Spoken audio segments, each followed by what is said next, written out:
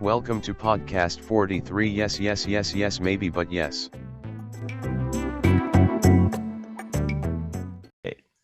Okay. We're all right. Hi. Welcome to podcast 43. We are back here again. Me, Fulton, and two special guests. We got Mr. Joseph Shin and Nathan Allgood. So thanks for coming, guys. Happy to be here, fellows. Howdy.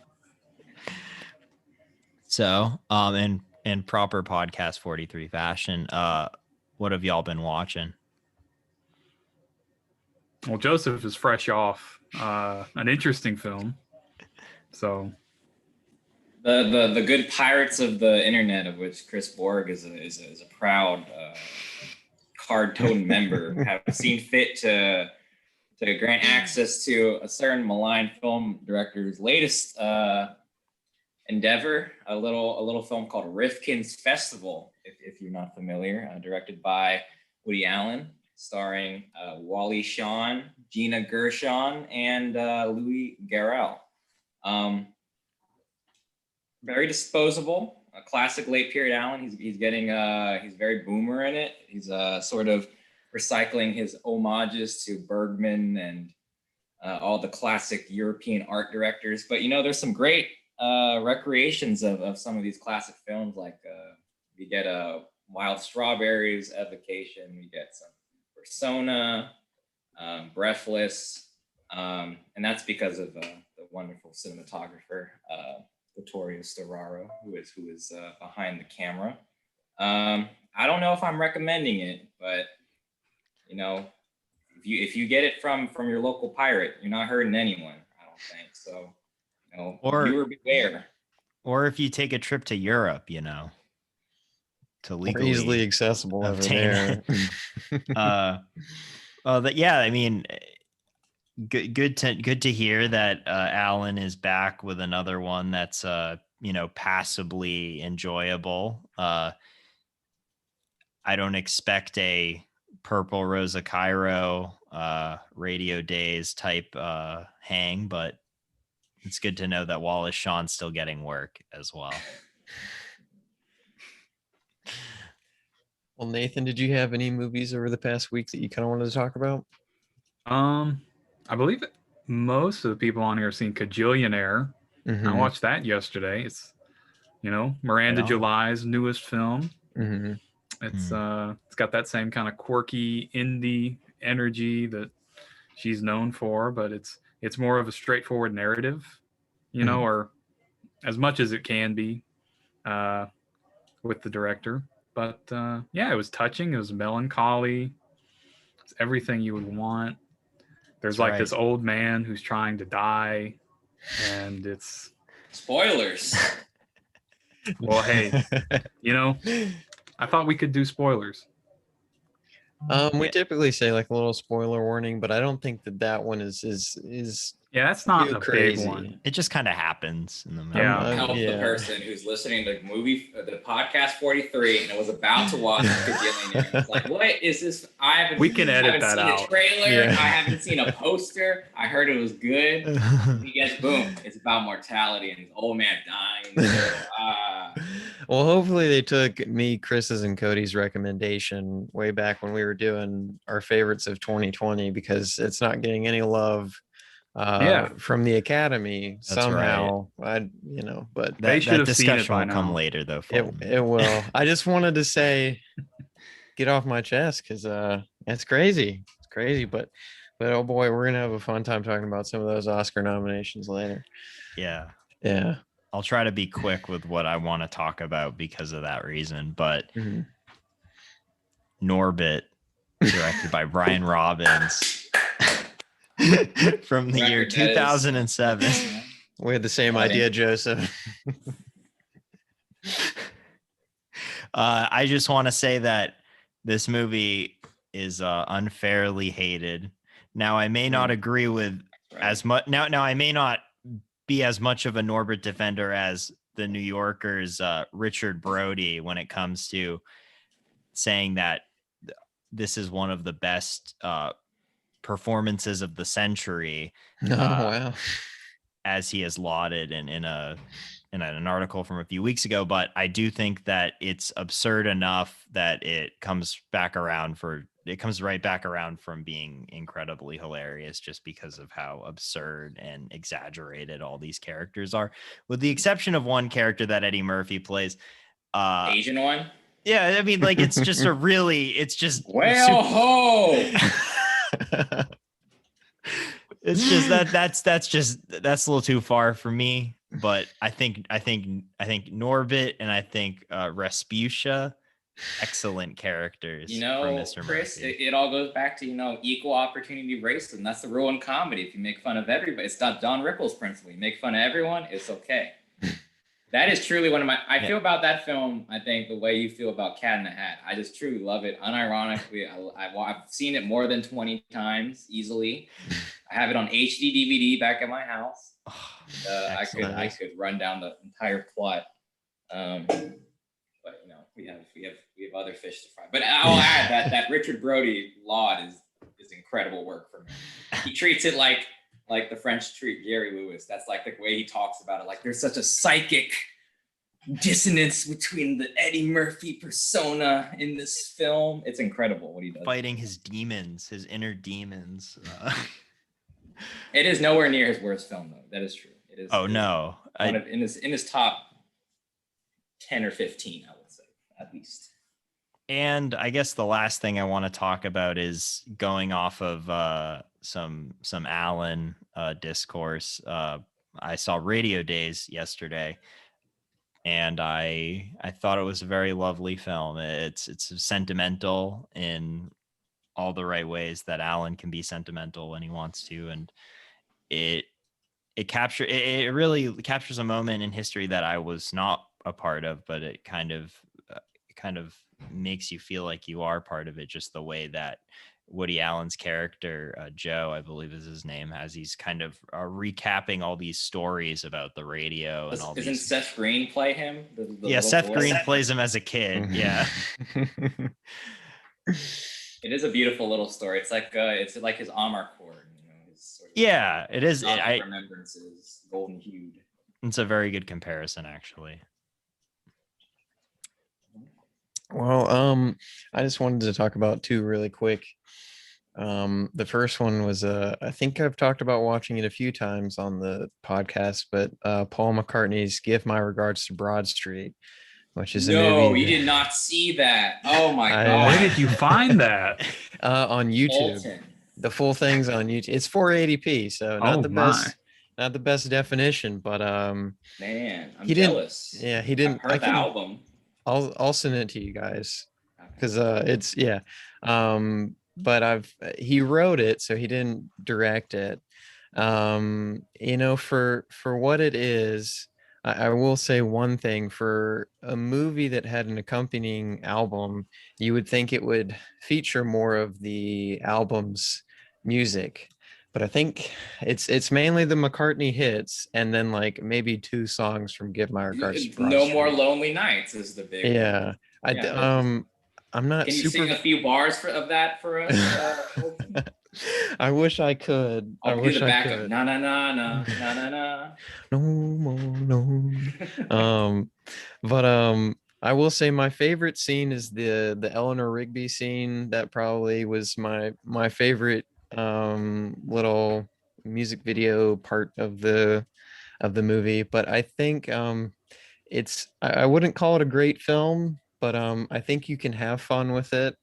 There might be a little part near the middle where it's not I wouldn't call it an ambitious movie, but it's got a fun opening where McCartney has a huge like little hot rod that he drives at like 5 times the speed as everyone else. So that scene's kind of fun. But yeah, it's okay if you're a fan of Paul McCartney and the album. I would say maybe. And Ringo features in it. Oh yeah, Ringo's got he's in Linda McCartney's in it too. Right. George Martin is a small part in it as a producer, so but I was gonna say I would love a McCartney. Too bad that their relationship kind of went downhill, but the McCartney Michael Jackson film where it's just the say music video but in an extended form where they're just going around scamming people on the frontier. Yeah, I mean but I'd say check this out. I did actually quite enjoy it. But in another music related film, I watched Interstella 555 or 5555 and it, the Daft Punk accompanying film for their Discovery album. I also enjoyed that for what it was too. Yeah, fun time. Yeah, I don't think I have too much to say other than if you like the album, I'd say check it out. This one you can also find on YouTube, but it's it's another 480p doozy. So Were you profoundly upset at their, dissolution, air quotes. Yeah, they're not ones for really saying too much about what they're doing, so it sucks. And it's weird that they kind of announced it because you'd think they kind of wouldn't, but yeah, because no one cared because their last album was back in 2013, I think. I'll be honest, yes. I wasn't waiting for them to do something, and not to branch off for too long, but I would have thought it would have been really cool for them to do another a live album to kind of mix in the Tron and Ram stuff with their and movie Discovery related content. They were the last big news that they were before this breakup business was that they were supposed to score a Dario Argento film. Yeah, that's right. Oh, yeah. Well, I heard they were in early talks, which I read somewhere that they did sign on, but I don't know how legitimate that was. It seems kaput, yeah. Yeah, well, they were gonna do a Tron 2 thing for like Disney Plus or however Disney was going about continuing the Tron franchise. I don't know, but apparently there were talks. But I also heard one of the producers say that if they can't get Daft Punk, they're not gonna do it. That's a sentence that usually never ends. Well, there were talks. It's always such portent. Yeah, there were talks. People do talk. There were creative differences. Those are hand in hand kind of. Yeah. But I do plan on watching the film that Daft Punk directed, Electroma, at some point. That one's also on YouTube too. And 720, so not a 481. Yeah, let's go. Living up now to the east side. Yeah, which that one looks pretty interesting, but I'll save that for when I actually end up watching it. But it's avant-garde, so it ought to be interesting to some extent. Yeah. Well, I think if that's it, then we can probably move on to news, which I think we'll focus a little bit more on today because of There's a lot to talk about. Announcement from our favorite group of fellas up in LA. The BAFTAs. I know. Yeah. The BAFTAs did get their nominations out of the way too, but I figured we'd just focus on the Oscar ones. I guess we should talk about everyone's favorite film. At least with the 4 people that we have in this call, we really want to highlight Mank because we didn't think that it didn't get enough nominations. Joseph is a Mank defender. Oh, I like the fine film. I'm so sorry. I think Mank is good. It is the best of the quote unquote Oscar bait films by probably a landslide. Mm-hmm. But what constitutes as an Oscar bait film are all like something that you would watch the trailer for and be like, well, that might not make a lot of money, but it'll make it back in prestige. It's a true story about Hollywood.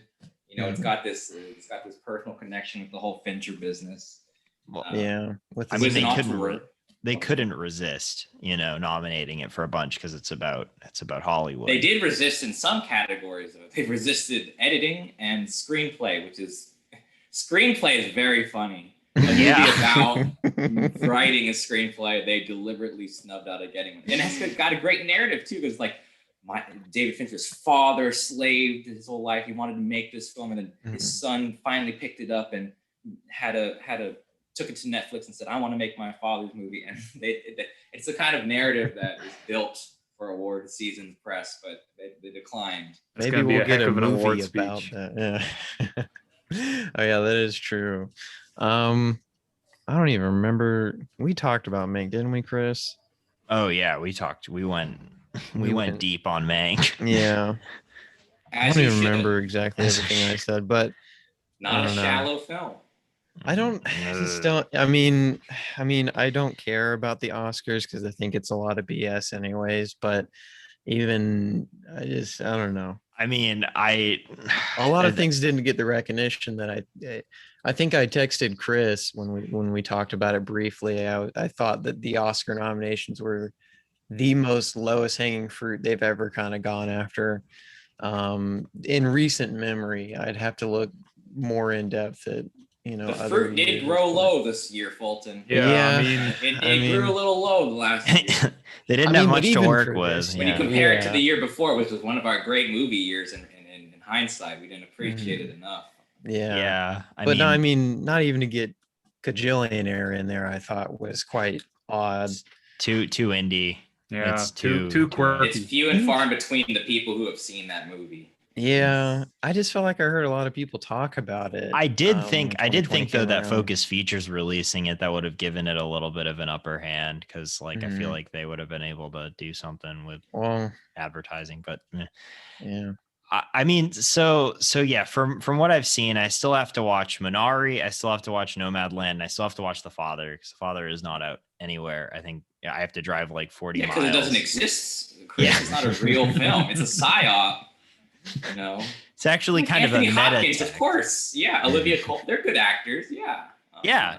No, I mean, I'm excited to watch it when I can. I don't know a single person who's seen it. Of all the people and all the spread Yeah. out far places of the world, I haven't heard anyone talk about it or see it. The same Is it on here. VOD? Is it on? I don't even know. No, it's only playing in theaters right now. I think it comes Yeah. out on VOD in a few weeks, though. I don't even know what it's about. Don't tell I me. swear. I'm saying I don't know what I it's saw even it about. like I saw it listed on my local theater. I saw it listed and I was like, that doesn't look, that can't be real. Like, not even joking based on what y'all are saying. I just really thought like that's definitely not worth my time. Yeah. Now it's nominated. I mean, Anthony Hopkins. yeah. Come on, we all love Anthony Hopkins here. I'm sure. Oh, well, I mean, I was Welsh gonna. He was man. great in Nixon. Yeah, he was great in that YouTube clip of him banging head rocking to like Megadeth or something. Yeah, that's a good Oh, video. his Twitter is Yeah. lovely. Yeah, beautiful Yeah. gems like that. He's awesome. I was trying to think. Well, hopefully that Joker re-release. Hopefully we can get that nominated, and that can cause a stir again. Has it re-released? Oh, I was just joking. Too high concept for me. Too high concept for me. I was honestly surprised that the Snyder cut didn't qualify for a new release, judging by the buzz that I've been hearing about it from. Yeah. Because we live in a various- society, people aren't ready. Yeah. They're not ready for a 4-hour movie to take over the Oscars in the way that it should. I was surprised by the Thomas Vinterberg nomination for Best Director. Honestly, that was a surprise. That was this year's Pain and Glory, I think. Where He's got some tenterhooks, and because so many people so many people love that film, The Hunt. Like it is a very popular, widely seen movie. Like that. Yeah. It was That's on one of those Hulu for a Netflix long algorithm time. movies that everyone saw. algorithm movies. Oh wait, The Hunt, With who Mads wrote Mikkelsen that? also. The one from Oh. not the Damon Lindelof Blumhouse. Okay, Not that's that one. that's the what I one. was The one thinking. about the accused pedophile. Yeah, Oh, okay. this is a good movie. It's like a Hitchcock wrong man accused kind of thing. That sounds good. Did Yeah. did Mads get a best Oscar nom? A No, I best, don't think best so. actor? No. Oh, did I say best Oscar? Sorry. Yeah. No, It's it's I could okay. be wrong, the though. best I actor. didn't exhaustively commit them to memory yet. I woke Mhm. up in a groggy haze and I was like, "How many did Minari get? Oh, that's good." And then I got up and did my daily routine. That's who you're Yeah. gonna. That's who you want to win. Yeah, if we transition to that, yeah, that was my favorite film. I've seen it very recent. I'm very happy I saw it. My parents rented it, and so they said, "Oh, we got it on Amazon, so you can watch it too." And I watched it, and it is just by far and away the best movie of 2020. Kajillionaire is close. I think that they both are very, and they're both scored by the same composer, Emile Mosseri. I'm probably saying the name wrong, but he is a great composer. Oh, that's good. They're What very about- indelible. What about you, Nathan? What's your favorite? I mean, out of the ones that I've seen so far, Sound of Metal really does stick out a lot. I think I agree with you on that. Yeah. The sound design and just the too. whole story of it all, it's so interesting and innovative. I mean, I liked it. I think that the only film that I think would overtake it would be Minari. I don't know. I have a good feeling about Minari, but I think Minari is going to be good based on what Joseph has said. If you like those Coreda films like Shoplifters, you know, it's got that same humanistic quality that's very unpretentious and sort of, you know, also like not overly sentimental. Okay. I still haven't seen Shoplifters, unfortunately, but I on Hulu still, I think you can yeah, I think it is. And Nomadland's still on Hulu. I still gotta check that one out. Yeah, it's temper your expectation. That was like my head pick for like, oh, this will probably be the best movie of the year. Like, how could it not? It's a very compelling sort of premise, but you know, doesn't stick the landing in its entirety. I was a little spoiled by the fact that her previous film, I liked a lot better. The Writer, which is a similar kind of mix of docudrama. It's not bad. It's not a bad film. It certainly deserves the nominations it's been put forward for. The biggest surprise to me was the lack of. I wasn't even too crazy about the Five Bloods, but I did think that Delroy Lindo deserved. Delroy Lindo. Oh, he didn't get a best actor? I don't know anyone who did a better performance than him in 2020. I know. Yeah. I thought Stephen Yeun is great, but Delroy Lindo, because it's an ensemble movie. Minari is no character has really the lead role. Like the grandma character who got the supporting actress nom, she has about probably the same amount of screen time as Stephen Yeun. But yeah, Delroy is just by far and away such a clear front runner. If you see the film and watch the performance, it's like this is excellent. Such an excellent. He was my favorite part about that movie. I guess I just wanted to talk about really quick the two that I was most surprised by was that News of the World got a best cinematography and best score. Yeah, which is completely the score for News of the World. I think I heard the name. Let me look it up. My thing is that the score is practically It's just very generic. And it doesn't add to the film either when it needs to during those tense moments. It's like Nomadland. That's the same. I think, did Nomadland get a score nom? If it did, I'll be quite incensed. It did not. No. Okay, good. It was James Newton Howard. Yeah. Oh, James Newton Howard, the famous composer. I think he did. He did Raya. Did he do Shawshank Redemption? Is that James Newton Howard? Titanic? Is it Titanic him? Wait, wasn't? Two. Are you getting David Newman mixed up with? Oh yeah, that might be. That's who I mean. They're all like these like similar looking white fellas that are around the same age.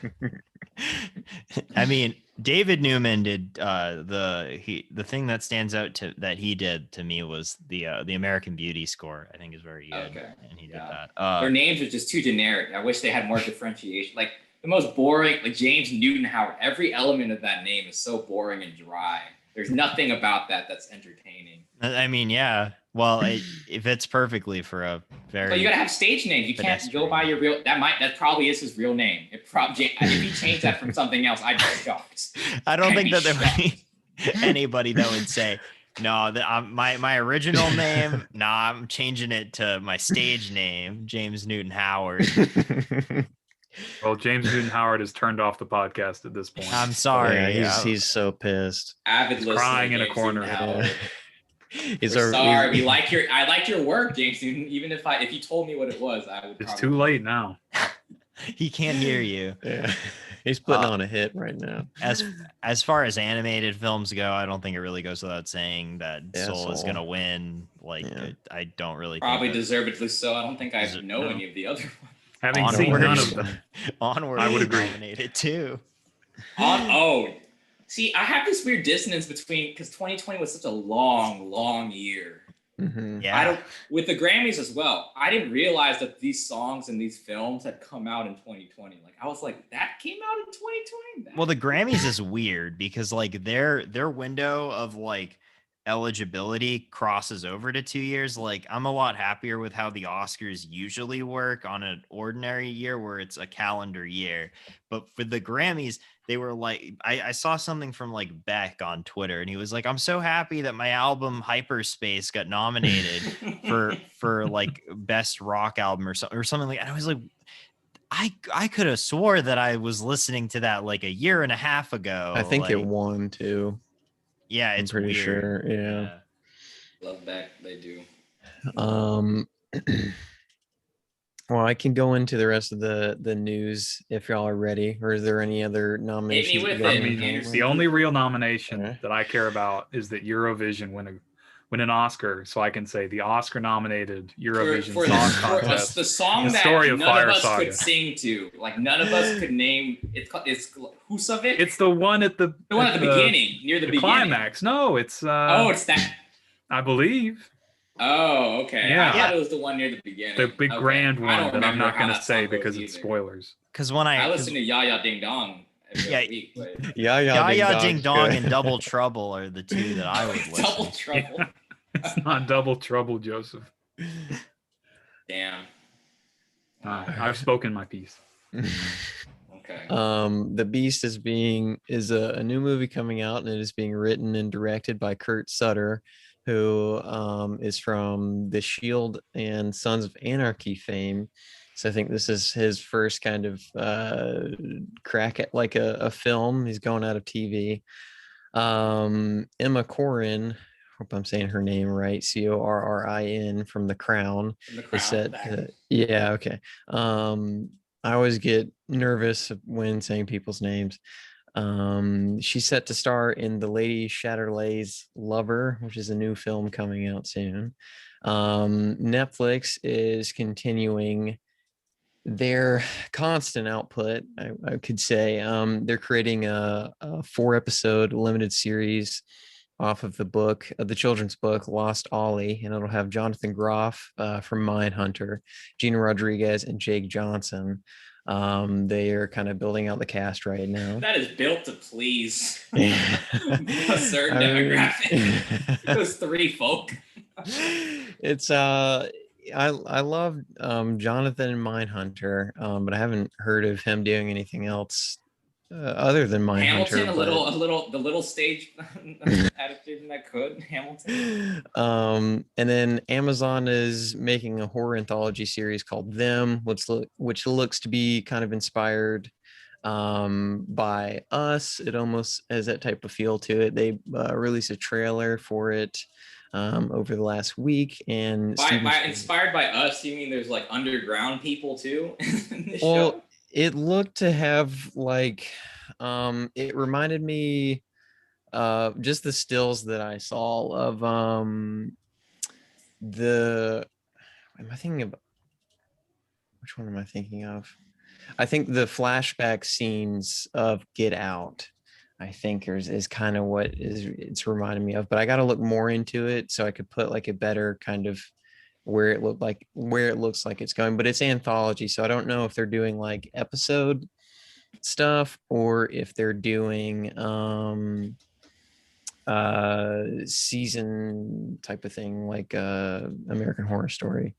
Steven Spielberg is working on his next project, which sorry.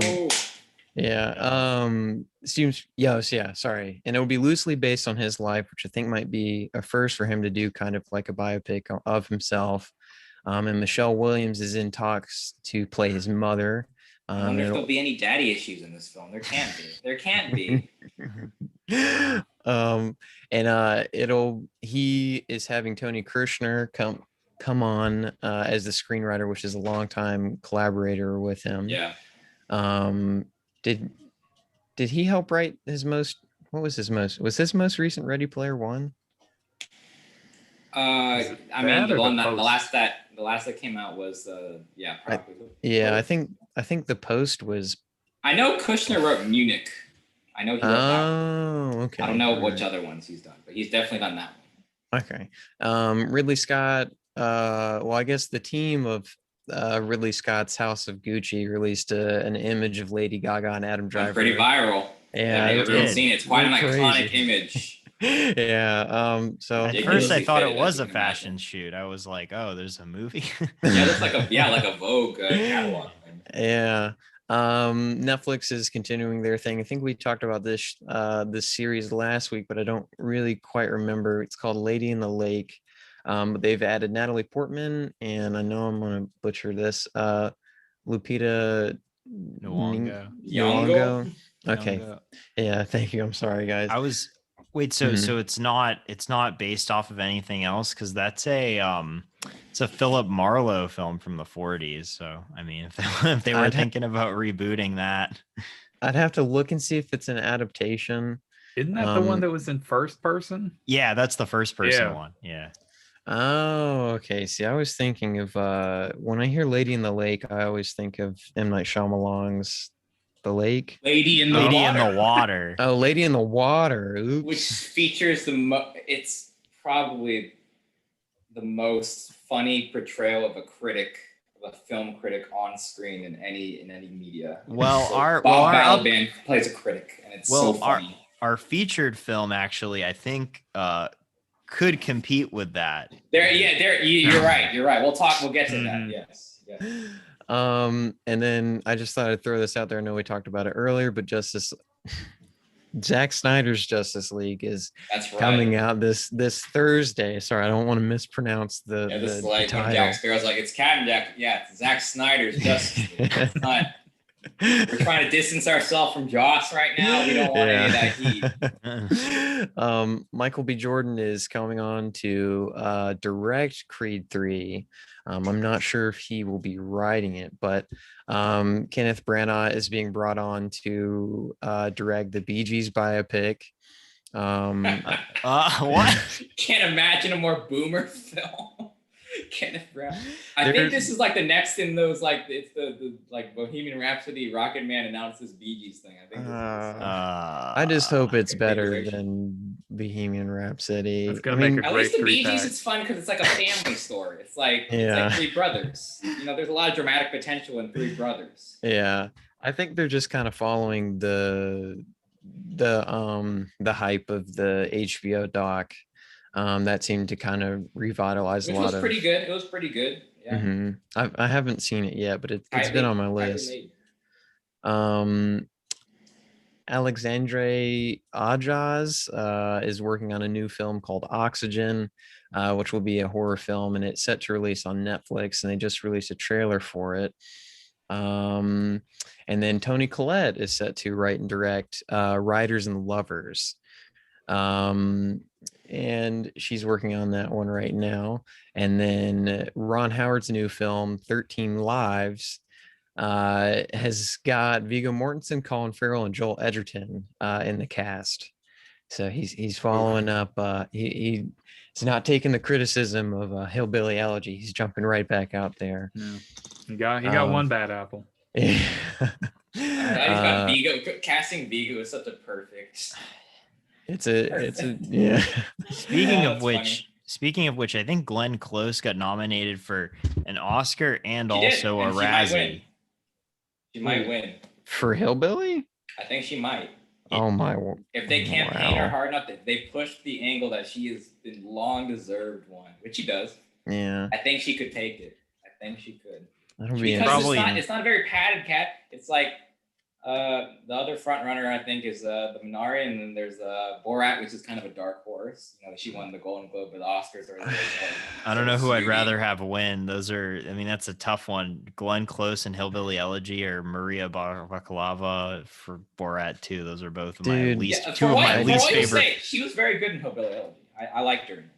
She was the best part of Hillbilly Elegy. Yeah. I still can't believe that Borat got nominations. Like I forgot about that until y'all just said something. Borat, didn't you hear? Borat 2 ended the Trump presidency. That's why we don't have. That's why we have President Biden, folks. Be grateful. True, be grateful to Sasha. He did that. Sasha defeated. God, he's the fight. Sasha and Maria. Yeah, and Maria. He held the hammer Maria, with a fistful of power. Hashtag resist, everybody. Mission Impossible 7 adds Cary Elwes ELWES. Princess Oh Bride. boy. Carrie I feel so bad. Carrie Elwes. of Saw Hope fame. that's good. Yeah. Of Saw fame, yeah. Oh, okay. And then another one I'm on a trip over. Indira Varma, Indira Varma. And then Rob Delaney to Mission Impossible 7. And then Avatar got a re-release, or it came back to theaters in Japan, I think. Or China, I thought. Oh, was it China? And now it has topped Avengers Endgame as the box office king, which is weird because I don't think any of these things really account for inflation, but They don't. this Avatar is would handily win, yeah, with inflation. Yeah. Well, and then Gone with the Wind would handily win, but nobody wants to talk about Shh, we're not supposed to talk about Gone with the Wind anymore.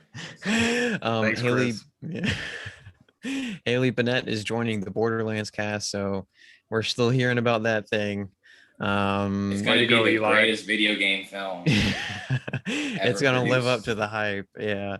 The I have more Flash faith in that than the Mortal Kombat HBO film. Yeah, that's it. The I don't even know who Mortal Kombat directed one- the Mortal Kombat HBO. Who did? It's Is it even just- a name brand? yeah. whoever it no, was, the he's guy, all he not. did was just talk about how gory it was gonna be. It was like, wow, Yeah, that really it can't be good. I heard Yeah.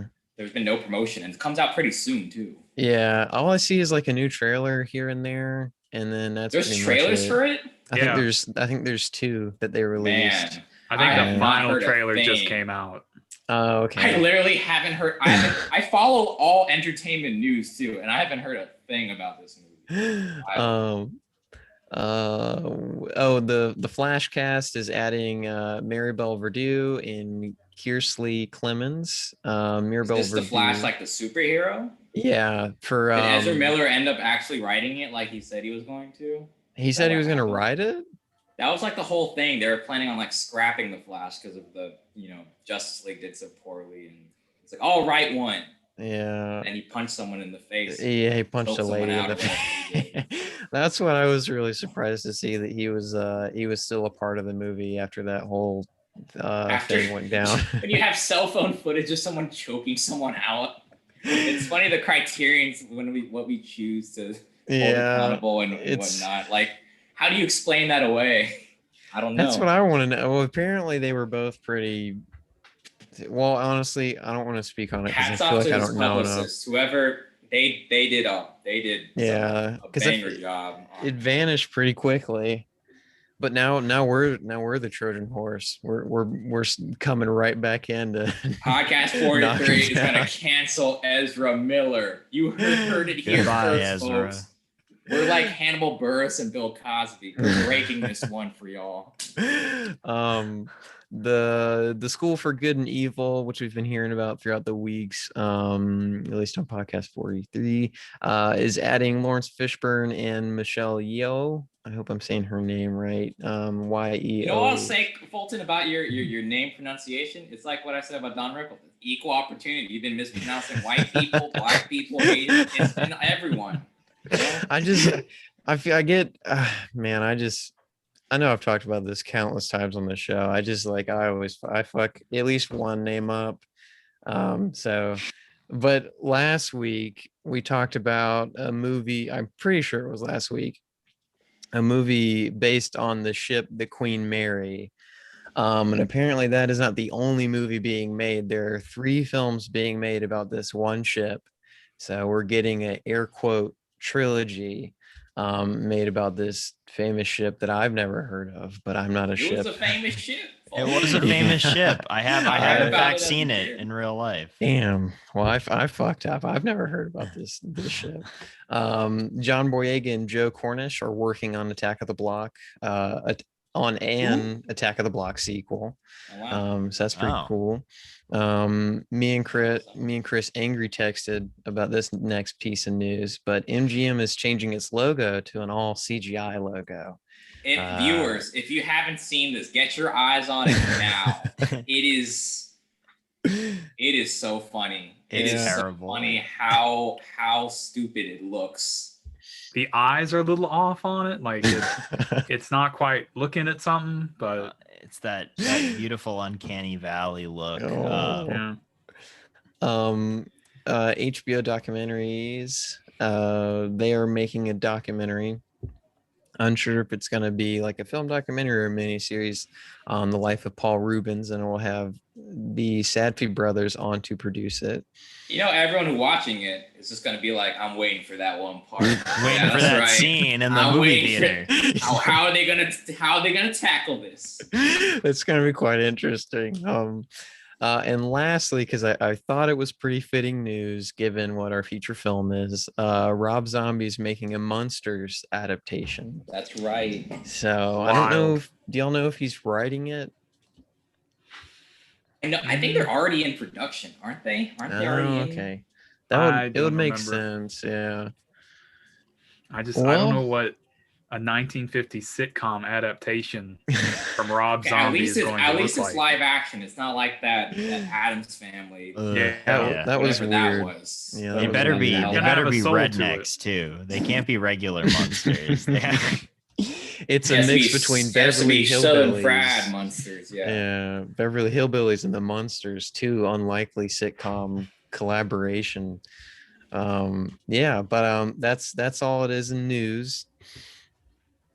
And I guess we are ready to do you want to take an ad break really quick? Yeah, let's take an ad break quick. Mhm. And we're back. And on that note, it is time for us to discuss our feature film, which is Rob Zombie's 2005 film, the semi-sequel to House of a Thousand Corpses, The Devil's Rejects. So should we talk about House of a Thousand Corpses quickly and then kind of transition into Let's do it. Okay. Yeah. All right, cool. I will let our guests talk about House of a Thousand Corpses and just kind of, that type of stuff. And then they can, talk about their thoughts about Devil's Rejects. All right. Well, Nathan and I went on I don't remember what sparked this. You're going to write a piece on it, I believe, right? We always say, we could write a Scrawls article about this, and we never do, except in like 2 or 3 cases. But we decided to embark on a Rob Zombie Odyssey, or a Zombidacy, as you call it. And so we went in chronological order of every feature he's directed, as well as some shorts and idiosyncrasies. Mm-hmm. Passion project. So the first stop on the road is House of a Thousand Corpses. It was his debut feature. It was made for a pittance. And it was held up in release for years because they thought they couldn't market it well. Lionsgate did not know what to do with it. They didn't know. And once it was released, it did gangbusters. It made all the money back in like a weekend, I think. Because Rob Zombie had a built-in audience already, if you were not familiar. Metalheads. White Zombie, and as a solo artist, if you haven't heard any of his songs, Dragula, it's one of the greatest songs ever made. And so House of Thousand Corpses is his first feature film, and in my opinion, it's aged very well in my mind. When I watched it, I kind of had a low bar because I was like, we can't start with a 4-star film like this. We have to go somewhere. In retrospect, it was one of the best ones. It's a great riff on exploitation films. It has such a clear love for film. You can see all the facets of the Rob Zombie auteur project kind of starting out. It's all gestating. Yeah. That's right. So much play with genre, with tone, with film format and style. It doesn't all, you threw it all at a wall and see what stuck, but he's growing, he's learning. And that's why it's very exciting. It's a very exciting film. It's very funny. And it is horrifying in segments. The climax is very upsetting. Yeah, the ending. Dr. Satan, I believe. Yeah. Dr. Satan. If that intrigues you, viewer, please stream. It reminded me of just to throw this in there really quick. It reminded me of playing a video game. and I don't really know specifically why, but there is a quality there. It's sort of especially with sort of the way it ends up. That whole last sequence when she's sort of escaping, it feels kind of like those horror like Outlast. Yeah, yeah. Sort of, even down to character design. Yeah. It has that sort of feeling to it.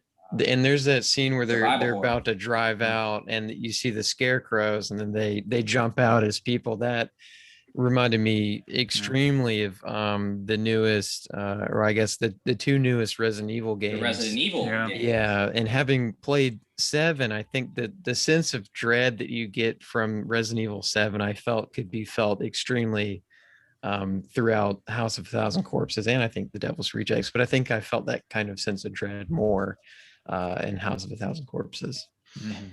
And so that's what you love about that first film, is that you always want to. First films are never perfect usually, but you always want some perspective. You want some, and that's something that Rob Zombie had right out the gate. It was a film of attractions. You can definitely. It's. I think when I watched it, I think it still kind of lives in the shadow of other films that it's based off of in some ways, like a Texas Chainsaw Massacre. But you see the pieces in place for Zombie to kind of do more of his own thing with The Devil's Rejects, and you see certain things like the Firefly family. So Bill Moseley, Sid Haig, Sherry Moon Zombie, all 3 of their characters. You want to see more of them, and then Devil's Rejects like satisfies that, and it's just I thought it was a lovely film. It's a great revenge movie. That's too. a word for it. Well, it does end up being quite lovely and touching by film's end. It's really a film about it's quite an interesting exercise in audience allegiance. Sort of the start of the film. I think you're not identified with these 3 with these outsider folk. These sort of they're murderers. They're vicious, horrible murderers. They're like Manson family stand-ins. Yeah, honestly. They cut people's faces off. They kidnap and harass innocent people. Yeah. They're sadistic, just horrible people. But there are just little moments sprinkled in while they're, because it's a road movie as well. But there are just little moments sprinkled in where they're just doing things as a family, and it's just oddly funny and wholesome. Like that part where they go and get ice cream. Ice cream. Tutti fucking fruity. And it's this beautiful, the greatest cut in the film. He's like, we're not getting any fucking ice cream. There's no ice cream in your fucking future. Cut, Sid Haig just on some Tutti Frutti. It's great. That's the scene straight out of any family road trip film. I know. It's incredible. The way that Rob gets you on sort of he makes you identify with these horrible characters is really, because by the climax you really are in their corner. You're hoping that the sheriff, who is sort of in a conventional film would be the sort of you're like, he's got to nab these guys, he's got to put them away or kill them. He becomes sort of this psychopath killer. And you're just like, no, fuck this guy. Like, I want to see the Fireflies make it. And you get this beautiful, we'll talk about the climax, I'm sure, in length. To kind of build off of what you were saying, I think it's quite interesting to have, the hands of justice, be as corrupt as the people the hands of justice were trying to capture. And you could say maybe I think he is just as corrupted as the Fireflies are, even with the way that he handles, their reunion in the 3rd act.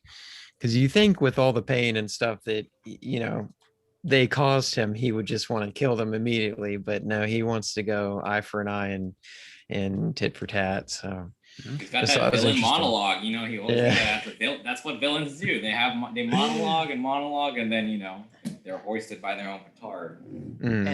And so another thing about Zombie that I really like in this film is how while House of a Thousand Corpses is very similar to Texas Chainsaw in a lot of ways, I think Devil's Rejects does more of a good job of being its own thing, but also paying homage to things in a proper way. Because you have a lot of people that Rob Zombie like really admired from like 70s horror in the or 70s and 80s horror in this. Like you have Michael Berryman, who was in The Hills Have Eyes, who had a a big role in that, and then you have Famously. Ken Foray, who is from Dawn of the Dead, and on top of that, Bill Moseley, who or no, I mean not Bill Moseley, Sid Haig, who plays Captain Spaulding, was a blaxploitation actor in the 70s as well. Bill Moseley was also in Texas Chainsaw 2. So Bill Moseley. Oh.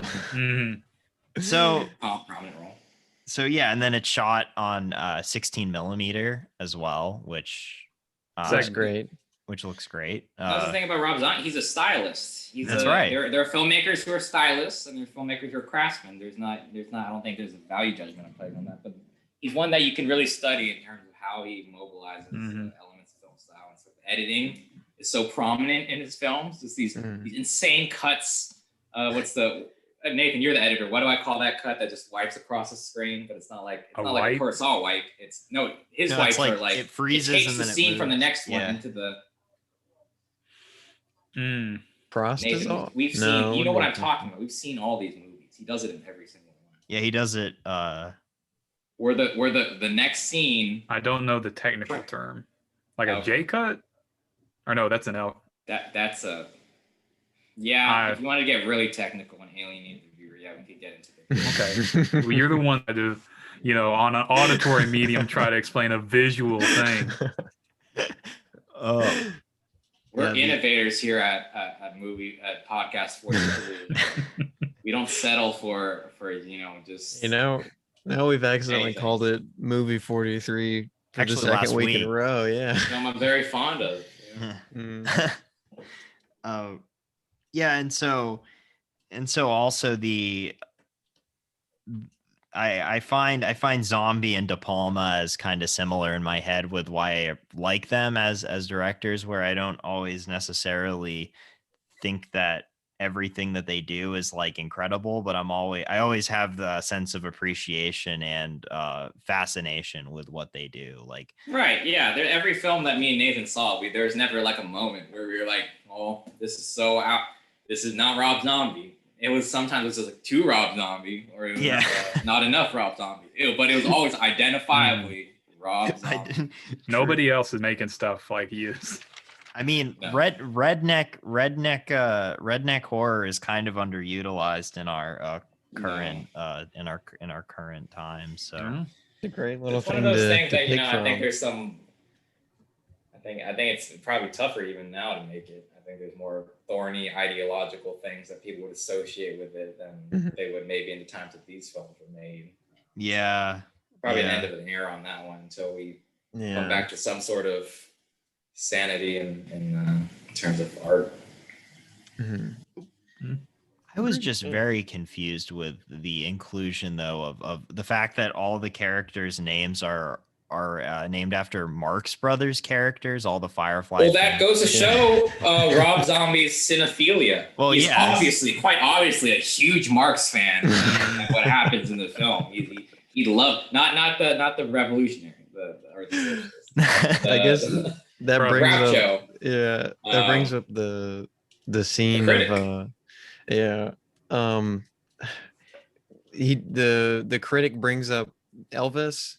And the officer gets quite mad. The officer says, "Don't you fucking mention Elvis Aaron Presley like that. Get out of my office." That was probably my favorite comedic scene. It's just one of those things. So like you would not see that in like what is the latest Marvel doing? Avengers Endgame wouldn't have a scene of heated discussion about between a Marx Brothers expert and a Elvis Presley stan. And it's just going going one of those off little idiosyncratic things that you just it can't even be. It's not. There's no formula to it. It's just that he is truly an engaged artist and he has influences and things that he loves. Just going off on a tangent about Otto Preminger for, you know. Yeah, no he's like, reason. oh yeah, he's that Otto Preminger movie that Graduate was in. You heard of it? And I'm like, no. It's just fun, just having fun with it. It's part of the Rob Zombie format, having fun with it, not taking himself too seriously. When the I sheriff would says, never imagine him sort of taking himself that seriously. If you've seen his MTV Cribs, you know he doesn't take himself that seriously. well, I mean, yeah, that's why, you know, Dragula is a sweet song. You know, it's just a ridiculous, good hook. You know, it's just, Incredible riff. Incredible riff. And yeah, so yeah, we have this movie critic that just kind of shows up. The other comedic elements that I really appreciated were the you have the scene where the Firefly family tortures those people, and it's just really messed up. Like, I watched the uncut version, which I think is the one that's the most widely available. But I checked before, and I think it's a little bit extended in that scene, especially, and it's pretty messed up to just watch these sadistic serial killers. Are we talking about the in the motel the or country in band? In the outside? Yeah, the country band. Yeah, the motel. Oh yeah, okay, with Brian Posehn, the famous comedian. Yeah, he really likes Johnny Cash. Yeah, right? It's a great little part. Mm-hmm. And so all of that happens, and then they kill this woman's husband and rip his face off, and then they wear it. And then they put his face on her, and then the housekeeping maid finds that her just left, and she's like, you know, panicking as she finds all the scene of the crime pretty much, and the woman runs out like looking for help, but like not able to really communicate, and then she just gets like pancaked by like a truck. Yeah. And it's just like slapstick. It's just that zombie movie magic right there, you know, the juxtaposition. And then the cherry on top is that Danny Trejo's there like a minute later. That's know? right. Yeah. You know, I wouldn't put that sequence, you know, I think it's sort of holding hands with, you know, it's not so far removed from the Coen brothers. It's that sort of perverse logic, that sort of dark gallows humor. Everything will go wrong if it can. That sort of spirit. But one of these filmmakers is much more clown than the other set.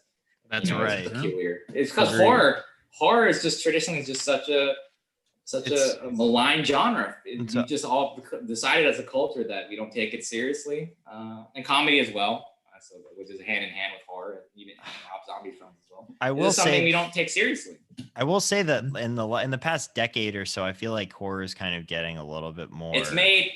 I remember the big inroad was when the first It film was just incredible box office, unprecedented, It beat I think it beat the Exorcist record, even with the inflation. Oh, wow. It was a huge hit, and everyone was like, oh, this is when horror got mainstream. But it had been in the works. Like those Conjuring films were very, very widely seen. Yeah, even like Hereditary at Cannes, or it was at Cannes, right? Hereditary was. I think it was at some major film festival. It might have been in a certain regard, yeah. Hereditary. Yeah. But it's and so you're right in that it's gotten sort of a increase of recognition. But yeah, it's especially in time. That's why I hadn't watched Rob Zombie films growing up, because I'd heard how nasty, quote unquote, that they were, how depraved. I had the Blu-ray at my house. I remember we got like free Blu-rays of things, because that's when the Blu-ray HD DVD wars. If you're, if you're any younger than me, you won't remember those. But that there were wars where HD DVD and Blu-ray were trying to compete for who would stay on top, because you can't have two on the market. It wouldn't have made sense. There was dollars to go around.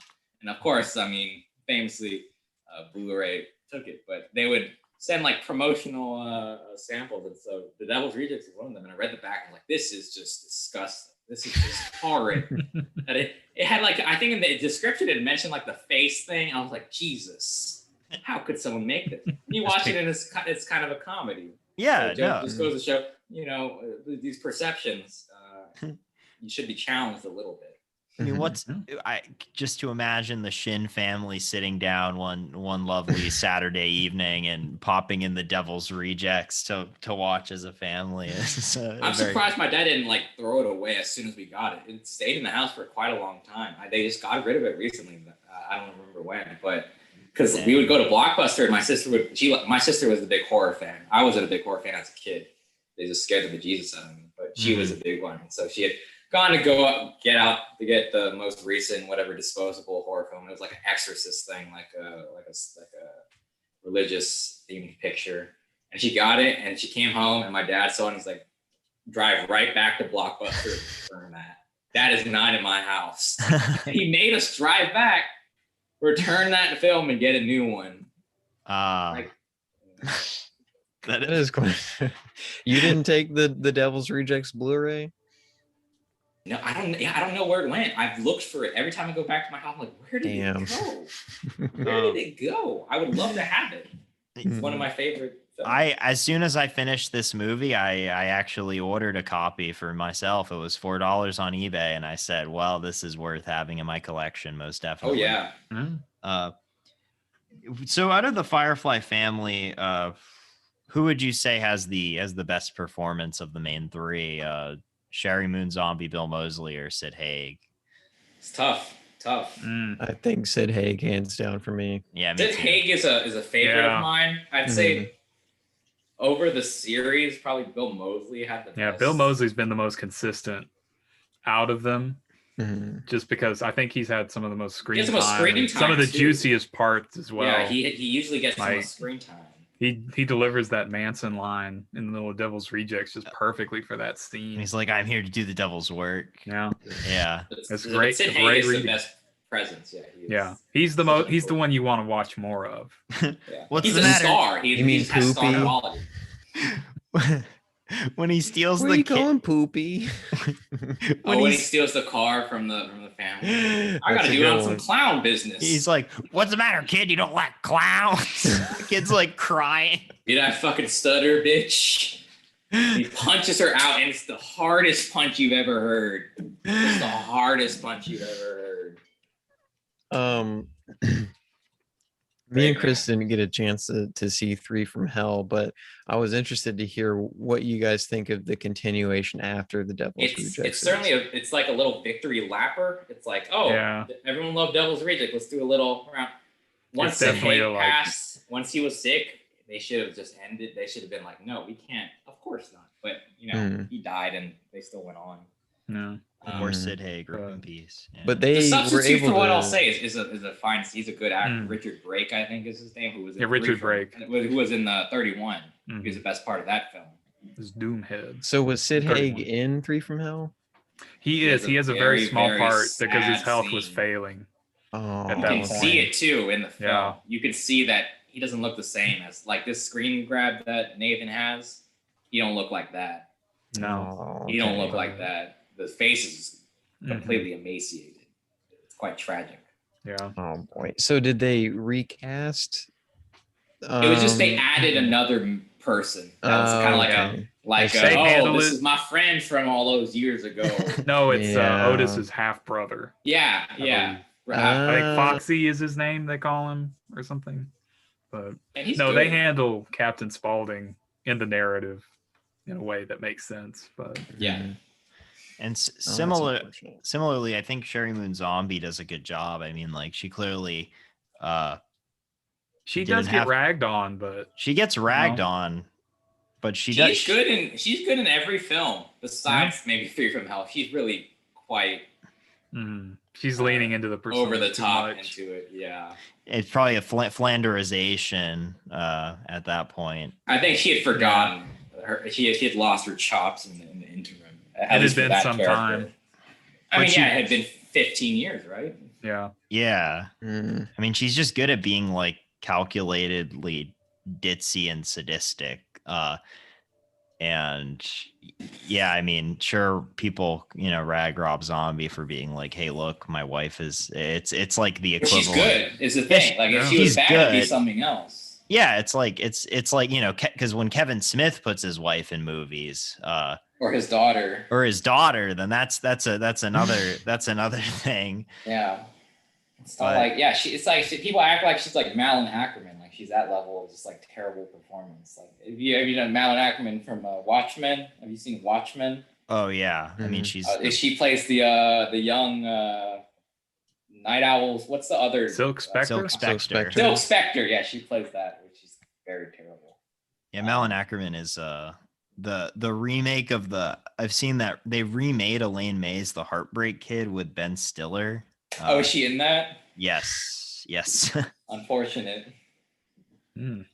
Well, something else I kind of wanted to rack y'all's brain on really quick. I don't know, Chris, did you get a chance to get in the Halloween remake? No, I did not actually. Okay, so I wanted to get your guys' opinion because Nathan, I know you've heard my quick review that I did a while back ago. I don't quite remember everything, but I do remember some of the key things that I pointed out. I was interested to know kind of what Nathan and Joseph's point of view was on that one. Yeah, Nathan and I have a lot about Halloween because we also did a Halloween. Yeah. We've seen every release. We got the full picture. We know everything. We can see all the panorama. Nathan is more a fan of the original Halloween than I am. I am more a fan of the most recent reboot, the David Gordon Green film, than Nathan is. Yeah, I'm in the same camp. We both agree that the Rob Zombie films are just in a class of their own. It is truly just a different beast. I would prefer that they weren't associated with the IP of Halloween. I think if they were just more bog standard, like this is a slasher film, I think the first one especially would have worked better. Because they take pains in that. We're talking about the first one. They take pains into doing the origin story, which is always the worst part of any franchise is the origin. No one ever enjoys watching something come of age. And that's takes up a big chunk of it. Takes like 45 minutes for you get this kid's back. He was bullied. And he likes to kill animals and blah blah blah. I don't care. I just want to get to when he's terrorizing these teenagers. Well, don't forget the most important part about the switch up in this one, that they are rednecks. In fact, yeah, they are. The sheriff character in Devil's Rejects plays the abusive stepfather in Halloween. If I remember. William Forsythe. Oh, how about that? Yeah, I hadn't caught that. Yeah, it's been a really long time since I've seen it. I feel like. I will say the one quality of the Halloween films that I appreciate the most is that Michael Myers, as an adult, when he becomes an adult, is just a force of nature. He is busting through walls. Yeah, he is quite brooding. He is just the knife, like Michael Myers and John Carpenter, scary guy. But he isn't plunging that knife into people like the Michael Myers and Rob Zombie. The last 20 minutes of Halloween, I think, is how if there were ever a perfect Halloween film, it would be like the last 20 of Rob Zombie's original Halloween. Is that the chase through the house? The chase through that old, I think the original. He's going through the crawl space, and then he's just like banging through the drywall, just like just like like Joseph was saying, a primal force of just evil destruction. Going and that's part of Rob Zombie's this impact cinema. He's got this way of just expressing impact and force that is very in action cinema. It's an essential trait. The second one I recommend Fulton if you haven't seen it because it is. I haven't yet. It pushes farther into his insanity as a director. It does some more interesting things with the character that I don't think the Hicksploitation origin could do. Because it moved on. It's just like, we don't need that origin anymore. It also and there's some stuff with Octavia Spencer that will just Octavia Spencer. Wait, she is in it. Are you telling me that Michael Myers parties with Ma? Dude, that's sick. It's 5 o'clock somewhere. No wonder he's so twisted. You want to party like rock stars? It's a great scene. But Nathan, what were you saying about it? I was just going to mention the Dr. Loomis character in Halloween 2. It's a lot. There's an interesting angle that Malcolm McDowell and Rob Zombie decide to take. So if I remember correctly, I do remember enjoying Malcolm McDowell as Dr. Loomis. Malcolm McDowell, as the kids say, ate in those Halloween films. He's a fun man. And if you haven't seen the entire behind the scenes documentary, if you have a spare 4 hours, I don't think you need to go to film school. If you've seen the full 4 hours of the Rob Zombie behind the scenes of Halloween 1, you don't need to go to film school. That is all you need. I mean, that's the length of the Snyder Cut right there. It's longer than the film that it's about. Yeah, I know. It's like double the length. Yeah, I remember, which I'd have to go back and recheck it out because I do feel like it's been some time, but I remember thinking that the acts of brutality, I enjoyed the portrayal better in the David Gordon Green remake. I thought it had him like, but that might be a bias on my part because I am a huge David Gordon Green fan. And I'm pretty excited. In that new Halloween film, it's really just the best case scenario you could have, just like building on early work and like having a love for it, but also doing a little bit with it. And so it's just such classical filmmaking in that film, and it's just so very satisfying, and it's got that thematic edge of sort of they parlayed it into like a survivor of like assault, that sort of thing, and it dovetails so beautifully with like the age of Jamie Lee Curtis, and it feels so it so fits lived really in. nicely. Yeah, it's really quite powerful. Like when she's confronting him at the end, I got quite emotional. I'm kind of a defender of H2O, honestly. I think that's a fine Halloween film. Chris, that is not a road you want to go down. H2O is not. Is that the one with Common? Or no? Doesn't it have Busta Rhymes? You mean? Oh, Cool J is in one of them. LL Cool J, yeah. I believe he is in H2O. LL Cool J. Yeah, I think he's the guard. Yeah, he's the security guard. Yeah, the gate guard. And Busta Rhymes is in Halloween Resurrection. Halloween Resurrection. Yeah. Maybe I was thinking of Halloween Resurrection. Halloween Resurrection is the found footage one. It's got elements of. Oh yeah. Boy. Because that was the one that they were trying to capitalize on like Blair Witch a little bit. So yeah. But Chris, I don't know where you get this Halloween H2O. This is like being an Alien Cube stand. It's just unconscionable. I just think it's really cool when spoilers guys for a movie that's like 20 whatever years old, but when Jamie Lee Curtis decapitates Michael Myers at the end of H2O, when they're like reaching out, their arms are reaching out and it's like a touching moment, and then she just like knocks his head clean off. The best part of that is the You've payoff ruined that the happens Chris. Immediately in the next film. Yeah. You've ruined the movie payoff for of me. that Chris. sequence is incredible. I have heard about that though. They like completely undo it. But were there any kind of final notes that we wanted to put on A House of a Thousand Corpses and Devil's Rejects?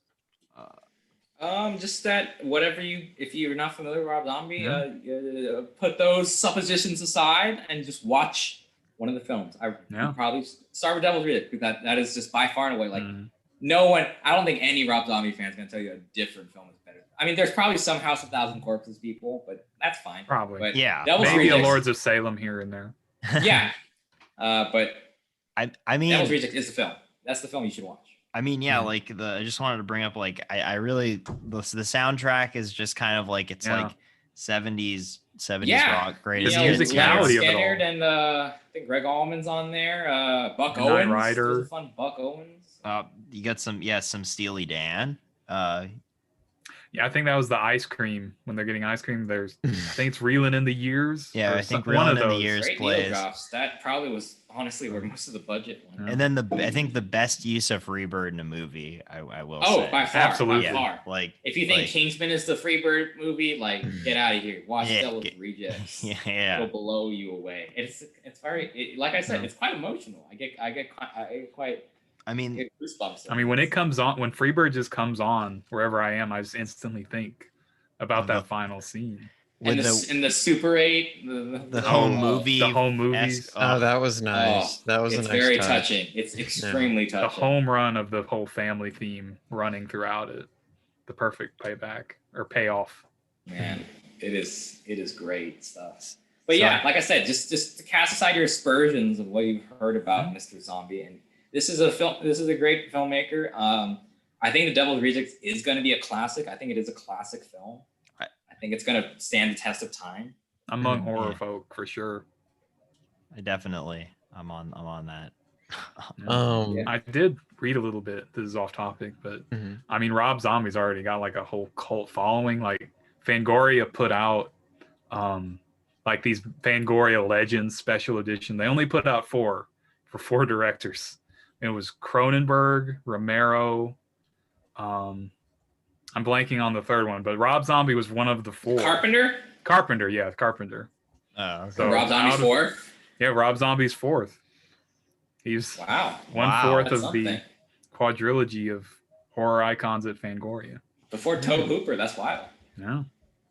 Or Toby. Already entered into the echelon of It's actually Cronenberg's birthday today. Happy birthday. happy Oh, birthday, happy David birthday, Cronenberg. He was just dying to hear that from us. He's been like, "Are they gonna mention my birthday?" Are It's like they briefly talked about how my son was more hornier than I am. Come on, podcast 43. Where's the love for an old fellow like me? Hopefully you'll read my naked lunch piece, David, that I wrote in October. That's right. I guess my final notes on it is I think The Devil's Rejects is a better made film, but I kind of enjoy The House of a Thousand Corpses a little bit more. Okay. With that being said, I think this film kind of gives me the same, just follow me here for a second, gives me the same feeling that The Doors kind of did, where I know I do kind of want to approach it back in like a few months or like a year's time. So I think I'll probably come back around to this one. In my opinion, could change, so I'm not sure, but there's just something about A House of a Thousand Corpses that really sticks with me. I think it has like very like not only eye-catching cinematography, but it's definitely very like rememberable. I think it's hard. It is to kind an of forget that adrenaline movie. ride. That film. It is an Yeah. adrenaline ride. Especially that last leg, and the It's Dr. like a whole Satan short thing. film. That last leg, yeah. It's like Mhm. its own little film. But it's- sequence is the final yeah. film. It's cool. And as being a huge fan of Texas Chainsaw Massacre, it is kind of interesting to see the kind of torch being handed to Rob, and he runs full force with it. So Yeah. Yeah, has Toby Hooper ever talked on Zombie? I would like to hear what if he did say anything about him, yeah. what that would be. They I'm might have sure been he- at those horror director lunches together. Yeah. I'm sure he had nothing but kind words to say. Who hates know. those horror? Doesn't Cronenberg hate those horror directors? No, it's John Carpenter. Carpenter. Carpenter Oh, had that famous Carpenter. viral clip where he said, "Yeah, I used to go with those, but then Crash came out. Cronenberg and me have been good friends, but he came up to me one time, I came up to him and he didn't even look at me, and I thought, I don't need this. I don't need this. It can go to Eli Roth and Hollywood hair. I don't need this." Dude, Incredible. John Carpenter's so funny. He's a dude to his core. Yeah. What he does. This is literally. I went to a masterclass talk by him at Cannes. This is what he does at home. He plays Sonic video games and he smokes weed and watches basketball. That's what he does. And makes music. That's his real love. He's like, I love making music more than I like directing films. Yeah, well, it makes sense now that apparently, I guess to throw this in, I don't know if we talked about this, but David Gordon Green and John Carpenter, along with some of the other producers, are kind of eyeing a video on demand release for the next Halloween movie, because they're saying that their window's kind of closing. No. So, but Why I don't am know. I getting this vaccine if I'm not going to be able to see that? It might Theaters. change. It might change. I don't know. I thought they were But, playing an IMAX rollout. That's what Jason Blum had been telling me. This news is from a while back ago. It just came back up into my mind, so things may have changed by now, and I hope they still do an so. IMAX thing, because I desperately want to see these movies in That IMAX. was the thing that crushed me most about the pandemic. It wasn't any of the any of the normal stuff. I couldn't see Halloween 2 got delayed for a year. Yeah, Yeah. That's my biggest sucked. blow. And then they Fast and dropped it. Furious 9 was another one that was a Yeah. big blow to me. I will say I do really like the teaser that they dropped for Halloween Kills. I thought I don't watch teasers, so I'm gonna get the full impact once I see it. But, I can't I'm blame you. excited. I bet it'll be good. Yeah, I was. They keep on saying it's the jonesing. most kills in a Halloween film. So that's something. Yeah, I have heard that. Yeah, but yeah, those are my final words. Recommend both of these movies. They are brutal, but I think you kind of know that. But watch them, check them out. They're less violent than like Eli Roth films. If that's your criterion. I mean, yeah, that's such a low. That's such a bar to set. Hey, Knock Knock isn't For that the record, I violent. don't find Eli Roth films that violent. Green Knock Inferno. Knock is more of a porno than a horror. Stop! film. I have a wife. Stop! I have children. Yeah, I'm a DJ. All right. Do you have like records? I DJ here and there. Yeah, so I recommend Devil's Rejects. Like a lot more than House of a Thousand Corpses, but I'd say watch both of them. Devil's Rejects you can even watch before House of a Thousand Corpses because it really doesn't matter as far as the order. And listen to Dragula. I forgot. Yeah. And then listen to Dragula. If you haven't heard Dragula, you're gonna love it. You're gonna love it. So thank you guys for being our special guests on this episode of Podcast 43 and talking about an underappreciated Oscar. Underappreciated, yeah. In the same way that Zack Snyder is underappreciated by some content. I think Rob Zombie's even a more extreme case of underappreciation. Listen, his new cut of Justice League might break that ice. It That just Rob very well Zombie could cut. be the greatest film ever made. Well, I guess we can we'll announce the feature films for next week. We're covering the original Lady Killers and the Coen Brothers remake. Chris, do you know the year that the original was released? 55. 55. So we're covering the original 55 Lady Killers and the Coen Brothers remake. Once again, I just want to say thank you, Nathan and Joseph, for coming on.